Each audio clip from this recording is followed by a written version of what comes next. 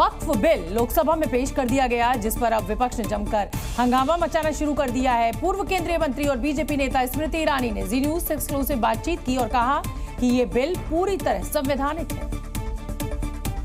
इस वक्त हमारे साथ एक खास मेहमान पूर्व केंद्रीय मंत्री स्मृति ईरानी जी। बहुत बहुत स्वागत मैं आपका करता हूं जी न्यूज के ऊपर। और चूंकि आज बहुत महत्वपूर्ण चर्चा हुई है संसद के पटल पर, हमने देखा कि किरण रिजिजू जी ने बहुत विस्तार से वक्फ संशोधन अधिनियम के बारे में देश की जनता के सामने सरकार का पक्ष रखा है।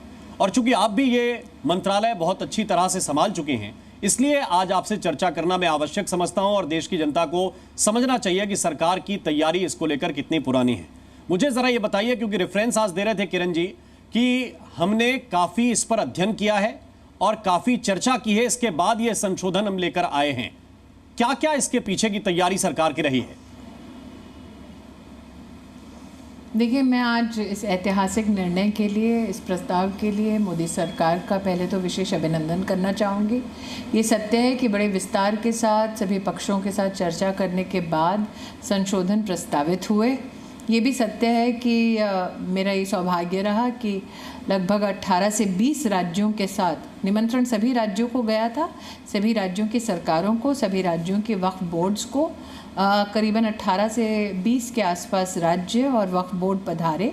विस्तार से लगभग 1.5 साल से ये चर्चा चल रही थी, जिसमें मुस्लिम समाज में बोहरा मुस्लिम्स हों, अहमदियाँ हों, आगा खानी हों, बोर्ड और प्रदेश सरकारों के इतर, ये भी अलग अलग चर्चाओं में मुझसे मुखातिब हुए, मुझसे मिले।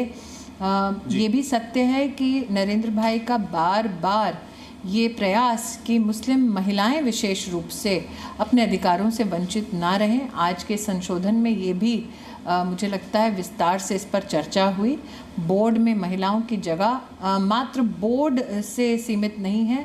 मुस्लिम महिलाएं जो बोर्ड के संदर्भ में अपनी चुनौतियां प्रस्तुत करना चाहती थी, उनको कोई ऐसा प्लेटफॉर्म ढंग का नहीं मिल पा रहा था। एक तो उसका भी ये समाधान इसमें दिखता है। दूसरा, मुस्लिम समाज में महिलाओं के नेतृत्व को मुझे लगता है कहीं ना कहीं बहुत पुख्ता तरीके से प्रतिबिंबित करता है, उनकी ये अपॉर्चुनिटी उनको बोर्ड में देना। ये भी मेरे लिए एक हर्ष का विषय है कि ये प्रस्ताव कि अब जो वक्फ की अर्निंग्स हैं, उस अर्निंग में से जो कमाई है उसमें से जो विधवा मुस्लिम बहनें हैं या तलाकशुदा मुस्लिम बहनें हैं, उनका भी संरक्षण हो सकता है, उनकी भी देखभाल हो सकती है। इसका भी प्रस्ताव आज जो हमने सदन में देखा, ये भी मेरे लिए हर्ष का एक विषय रहा है। लेकिन 3-4 प्रमुख मुद्दे जो मुस्लिम समाज से ही उभरे थे वक्फ बोर्ड के बारे में, जिसका आज इन संशोधनों में कहीं ना कहीं एक समाधान है। एक मुतवली नाम की एक व्यवस्था है, जिसको अगर हम सरल शब्दों में कहें तो स्टेट का मैनेजर आप कह सकते हैं, जायदाद का मैनेजर है। तो कई केसेस में, और ये मीडिया में भी उभर के आया है, जब जिसकी जायदाद है उसको बिना बताए मुतवली ब्लैक मार्केट में या काले धन के माध्यम से बेच देते थे और इसका रिकॉर्ड नहीं होता था। कई मीडिया एजेंसीज ने इस बात को भी उजागर किया कि कैसे मुतवली स्वयं पत्रकारों को बताते थे कि कैसे वो वक्फ बोर्ड के किसी मेंबर के साथ या किसी अधिकारी के साथ साठगांठ में मुसलमानों की इस प्रकार से कब्रिस्तान की ज़मीनें हों, मस्जिदें हों, दरगाहें हों, वो ज़मीनें बेच रहे थे।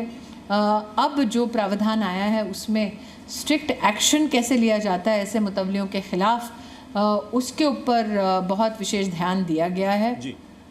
कई ऐसे केसेस हैं जो वर्षों वर्ष तक ट्राइब्यूनल में अटके थे।